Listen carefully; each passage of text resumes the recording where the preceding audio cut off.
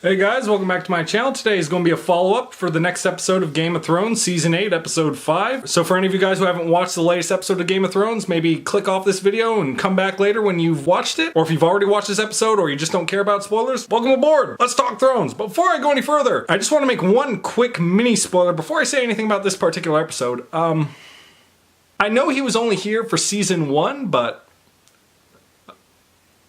the guy called it. So the episode starts with Varys sitting in his office, basically doing the equivalent of sending out a mass text to everyone in Westeros like, hey, yo, Jon's really a Targaryen, lol, we should all make him king, send. And then this little girl comes into his office and is just like, yeah, Dany's not eating Jack, and Varys is like, word, we'll try again later. Like I always said, greater the risk, greater the reward. It left me going, did you try to poison her? I know she's considering burning King's Landing at the time, but she sacrificed 2 of her dragons and half of her army to try to save Westeros. Wouldn't that kind of sacrifice at least warrant giving her one chance to do the right thing? Jon then shows up to Dragonstone. Viserys meets him on the beach and tries to get all buddy-buddy with him like, hey, buddy, friend, guy, dude I've never actually talked to at any point in this show. How about, hear me out on this one, me and you betray Daenerys and we make you king, huh? Huh? To which Jon gives a reply of a resounding, yeah, no, she's my queen. And Varys looks shocked at this like, oh, I didn't foresee this in my plan at all. You denying my proposition for you to become king? It's almost like I didn't consider the idea that you had a different opinion on this, even though I said it might not matter what his opinion on this might be. Well, this throws a huge wrench in my plans. Shit! We then jump to Tyrion going to visit Dany, and when you see Dany, she's lurking in the shadows, it's all dark, and then when it focuses on her, I mean, she looks like she's in the process of going Gollum. She's got huge dark rings around her eyes, she looks paler than usual, and she just looks a mess. It's like, oh, damn. Your bestie getting the axe last episode really fucked you up. Understandable. And Tyrion's just like, yeah, Varys knows who Jon really is, and he might be planning on trying to replace you. We should do something about this. And Dany's obviously pissed that there are so many people that now know Jon's secret. And she basically pulls a mob move where she's like, well, looks like Varys' usefulness has come to an end. Time he sleeps with the fishes. Wink, wink.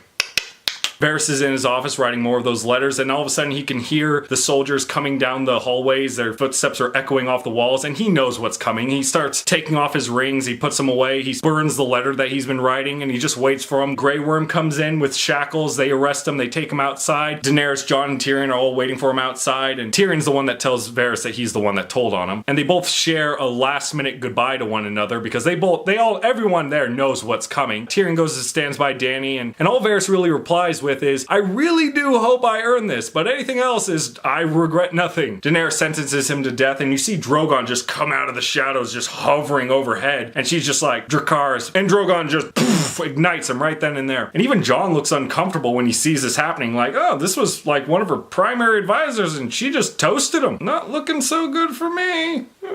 Jon and Dany both go back to her room together where they discuss that Dany doesn't really have anyone that loves her in the Seven Kingdoms. And I almost wish Jon was like, yeah, after what I just saw, I can't imagine why. But Jon does have lots of people that love him, and that's sort of the conflict here. And they both start making out again, and at this point I'm just screaming like, she's your aunt! When I was watching the episode, I actually said that out loud, and it was almost like he heard me, because the second I said that out loud, Jon kind of just pulled away like, oh, no, it's too weird now. And Daenerys is just like, fine, here it is. And I was like, oh.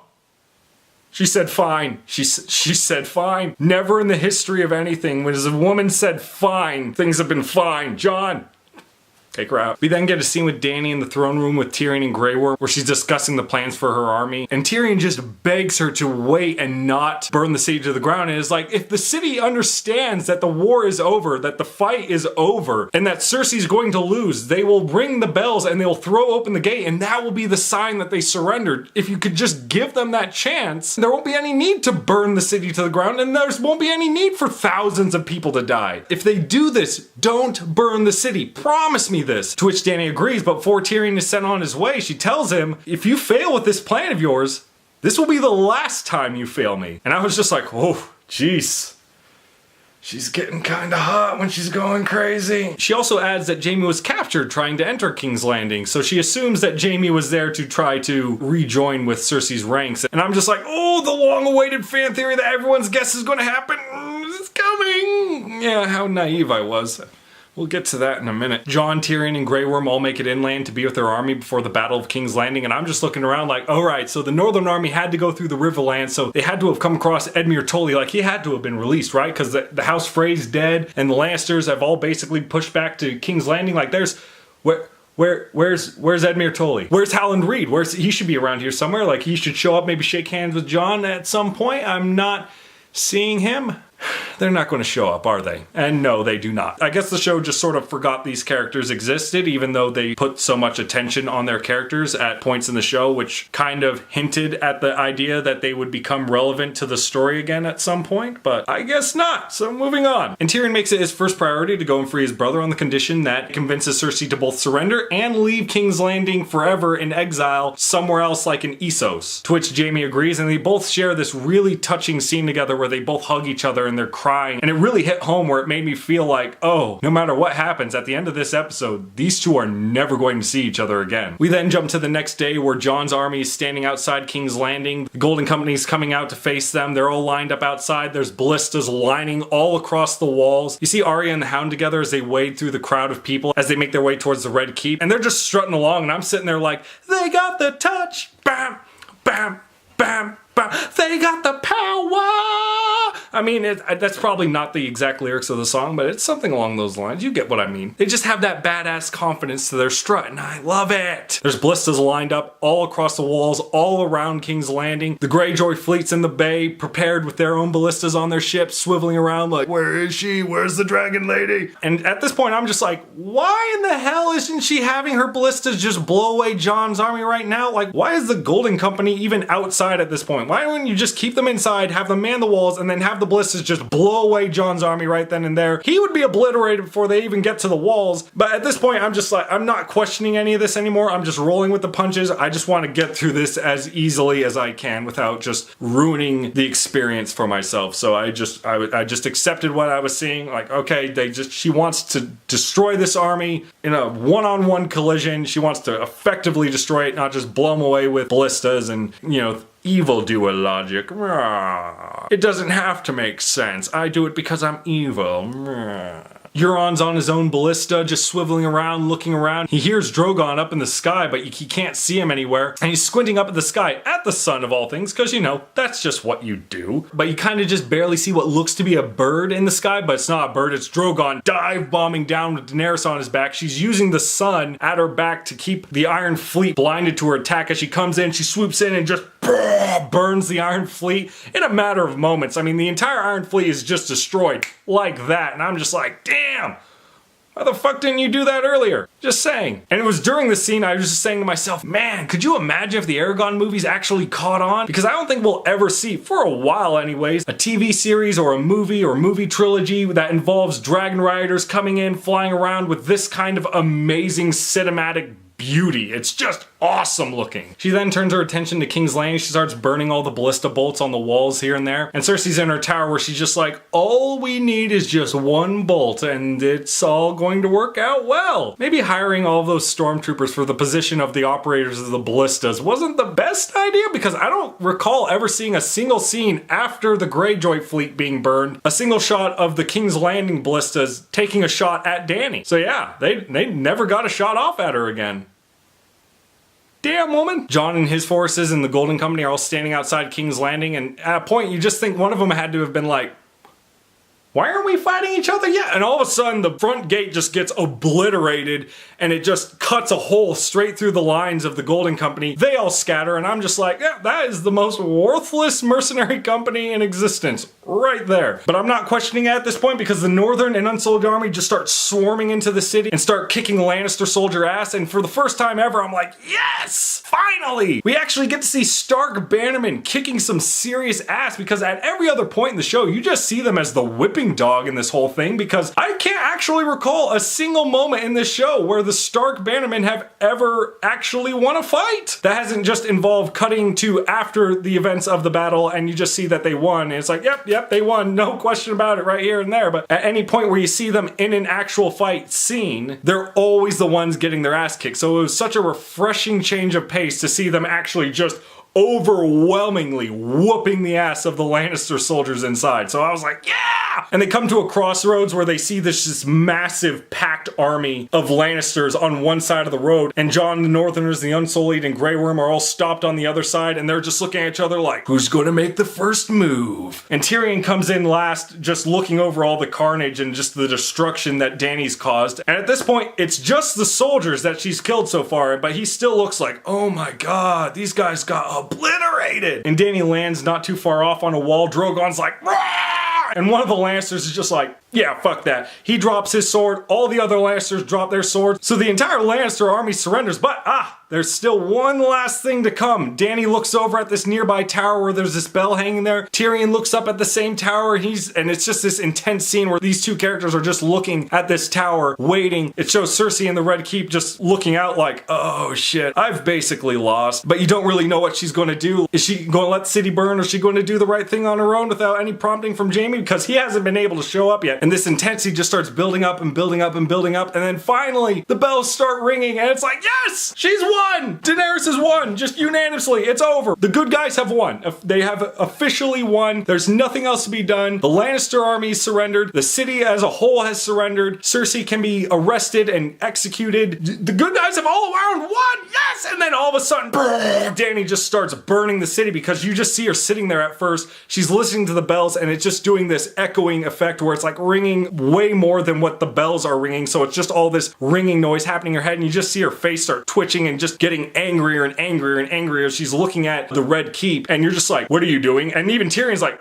what are you doing? And she takes off with her dragon and just starts burning the city. Not just the guards that are running through the streets, but actual civilians. Just incinerates them all, just soldier and civilian alike. And then Grey Worm just takes that as like, yeah, that's just fuck people up. He throws a spear into one of the unarmed Lannister soldiers, and all the Northerner and Sullied soldiers just start swarming forward and butchering all of the unarmed Lannister men that barely have enough time to pick up their weapons to now defend themselves. And Jon's looking at just as horrified as Tyrion, like, this is not what I signed up for. And he's not just seeing his men and the Unsullied kill Lannister soldiers, they're actually targeting the civilians too. And Jon's doing everything in his power to be like, no, stop, what the fuck are you guys doing? Grey Worm looks back like, I don't have a dick, so I became one.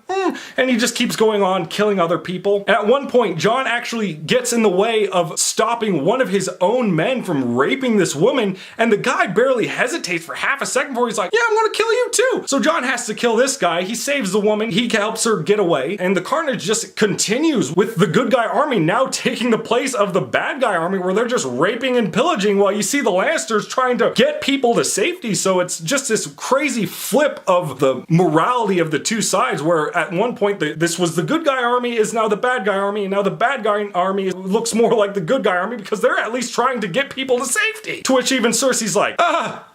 So she starts leaving with her Kingsguard and Qyburn as we see Dany burning the Red Keep with Drogon. Bricks and rocks are now falling down all over the place. Then we jump to Arya and the Hound as they're making their way through the Red Keep because they made it inside before they closed the gates. And Arya's just prepping to go, but the Hound stops her and is just like, no, I have to go and do this alone. And gives her this small little speech about, you shouldn't let revenge consume your life. Look what it did to me. I'm permanently fucked up. You still have a chance to live some kind of normal life. And Arya kind of reflects on this for a moment, is like, yeah, he's right. And she decides to turn back and leave, giving up her quest to go and kill Cersei while the Hound goes on to try to kill the Mountain. But before he goes, Arya stops him and says, thank you. And of course the Hound is just like, yeah, and then just goes on his merry way to kill his brother.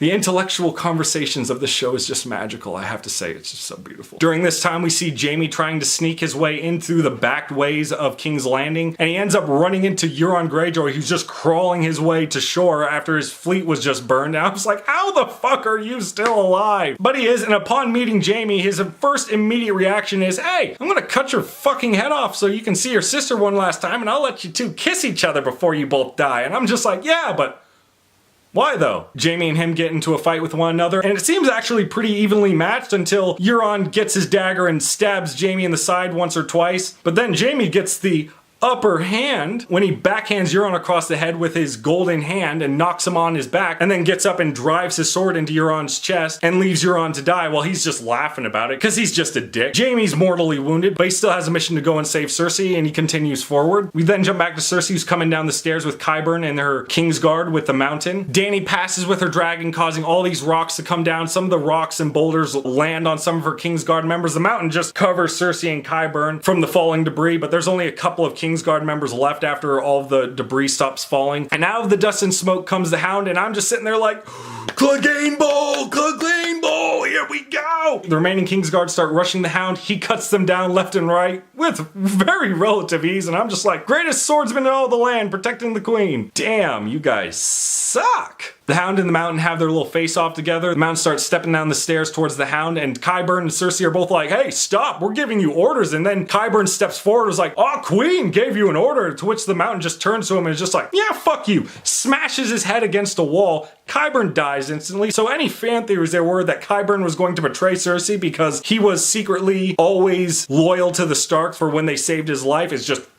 out the window. And they just continue to have this stare down with each other while Cersei's like, well, I'm just gonna get the fuck out of here. Excuse me, pardon me, you do you, I'm out. The Clegane Bowl starts, they start fighting each other, and I've got to say, ever since the Mountain got his new black armor, the dude just looks stiff in all of his movements. Like, he just doesn't look like he can move at all, and it really shows in their fight, because his arms look stiff when he's swinging his arms around with his sword, and the Hound just keeps ducking under him, and he just keeps slashing his armor over and over again, and I'm just like, is your armor now made of Valyrian? Jesus Christ, you don't even look like you're getting scratches on that thing. The Hound knocks off the Mountain's helmet, and then we finally get to see his face. And when I say he looks like Frankenstein, he looks like fucking Frankenstein. He then plunges his sword into his chest, and at which point the Mountain just starts pulling it out, rips off all of his armor, and you just see his body, and he just looks like a fucking mutant. And they start fighting each other again. The Mountain gets him pinned up against the wall and starts gouging out the Hound's eyes while the Hound takes a knife and just starts stabbing him all over the place. He's laughing about it because this is just so ridiculous. And finally, he sticks the knife in the Mountain's head, which seems to actually have some kind of effect because he stumbles back and is just like, "Argh!" Starts slowly pulling the knife out of his head. The Hound's sitting up against the wall and he's peering through his bloodied eyes like he can barely see, and he just rushes towards the Mountain and they tackles him through the wall, and they both plummet to their deaths and fall into this big pit of fire below and both die. And it's just like, damn, that is exactly what I wanted to see for the Clegane Bowl. Holy shit! And it's at this point we see Jon just looking around. He's seeing the city's just now engulfed in flames, and he finally starts convincing his soldiers to just turn back and to start evacuating the city, getting all of his men out, all the Unsullied out, and as many people out as they can, and they just have to run because the city's now on fire. And what I kind of liked is the little detail of, it shows like an overhead shot, and you'll see where the little hidden caches of Dragonfire were, when you just see these poofs of green fire just start igniting at random spots in the city. Arya's now running through the city just trying to find a way out, and she starts getting trampled by all the thousands of people just trying to run to safety, and she's getting trampled to death up until this mother and daughter that they established early in the show is sort of the representation of, yeah, not everyone in this city is a fucking dick. They pull her up, they get Arya to safety, and while they're doing all this and while Arya's running around, there are certain times during the shots, just the way she's dressed and with the way her hair has been, I just look at her and I go, you look incredibly similar to Ned Stark, which I think is supposed to be the point of her hair being the way it is and the clothes the way it is. It's supposed to be like a symbolic lookalike to Ned Stark. It just felt like Ned was there in its own way. I don't know really how to explain it. It just looked cool. Anyway, Arya starts trying to get people out of the city. Everyone's like, no, if we go out there, we'll die. She's like, no, we gotta get out of here or we'll die right here. She convinces all these people to come out, and basically the second they hit the street, the civilians were right, because the Dothraki soldiers start coming through the alleyways with their horses and their scimitars. They start hacking down people one by one. The mother gets slashed on the back. Then you see in the background Daenerys and Drogon are just coming in like a red bear and like, Arr! Arya's trying to help the mother out, but she's just like, no, take my daughter, go, go, go, go. Arya starts trying to pull the daughter to safety, but the daughter breaks free and just runs back into her mother's arms, and then Arya basically has to dive bomb off into the next alley as Drogon just comes in and burns the alleyway with the mother and daughter in it. They both die. Arya gets up afterwards and there's just nothing but ash. She sees the smoldering remains of the mother and daughter that had just saved her life, and it's just like, oh yeah, I'm definitely going to kill Dany for this one. At which point she finds a horse, gets on it, and then rides away. Then we jump to Cersei, who's just wandering the halls of the Red Keep as it's all just crumbling down around her. She's having a panic attack up until Jaime stumbles his way out of the darkness. They both see each other. They immediately just rush into each other's arms. Cersei sees Jaime's bleeding out, and he's just like, it doesn't matter. We gotta get the fuck out of here. Jaime leads her down into the depths of the caverns of the Red Keep, only to find the pathway he had just came through is now blocked with boulders and the rubbles of all the falling debris happening up above. And there's basically no way out. Cersei starts having another panic attack where she's like, I don't want to die. I don't want my baby to die. I just don't want to die. I don't want my baby to die. To which Jaime just comes to her and is like, listen, listen, listen.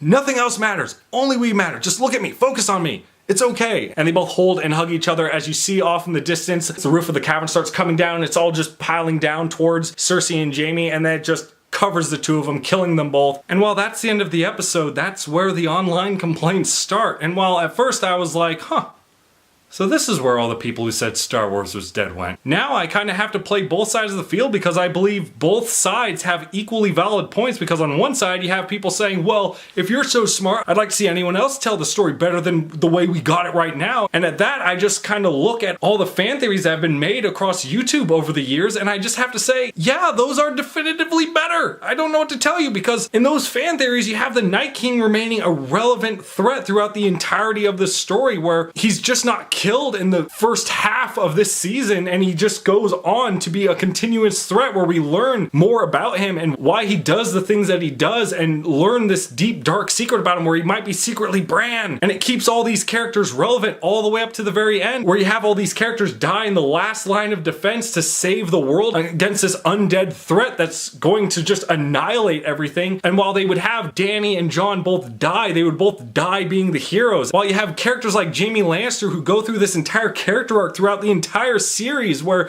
he learns to be a better person and pulls away from Cersei's grip that she has over him, and then eventually comes back to King's Landing and kills Cersei for being the real Mad Queen, and not just forsaking all of that to be with her at the end of it all and then having them both die, where all that character development basically amounted to nothing. Mix into that all the character plot points and prophecies that have been focused on throughout this show just amounting to nothing and being just completely forgotten in this entire season. Yeah, the fan theories had it better. I don't know what to tell you. And while I liked a lot of this episode and I kind of liked Dany turning evil, it just didn't feel as earned as with Cersei's progression into her madness, because everything is just happening too quickly, because this season is just way too short and just doesn't give us time to accept this changing of the character's ideology or her mindset, where she's just like, yeah, I went from sad that my dragon killed a single child to I'm giving him the direct order to just annihilate the city and murder thousands of innocent people, children included. And on the other side, you have people wanting to rest the entire blame on the shoulders of the directors, and I just don't see how that can be the case when HBO offered them the money to keep going with the series, but they turned it down. Now, that right there instantaneously grants them some responsibility in why the show has progressed the way it has. That's on them in some way, shape, or form. That's just undeniable. But if HBO has the money to fund the show, shouldn't they have some kind of say in how the show progresses or continues in any way? I just can't imagine the conversation going any other way other than, hey, yeah, so we just don't want to keep going with this series anymore. Oh, well, yeah, we can understand that. Well, we'll just hire someone else to direct the show from here on out. You can pick up your final check tomorrow.